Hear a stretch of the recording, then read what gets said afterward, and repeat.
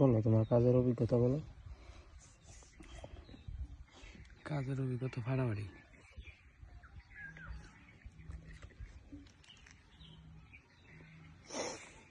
Phone এসে তো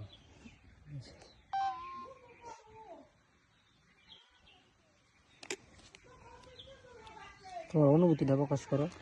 অনুভূতি আমার হচ্ছে চরম। ঠিক আছে, চরম অনুভূতি।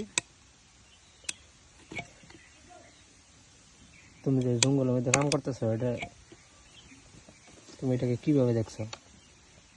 এভাবে ভালোভাবে দেখতেছি আমি, কোনো সমস্যা নাই, সব 0-0, 100 জোড়া। হ্যাঁ, 100 জোড়া।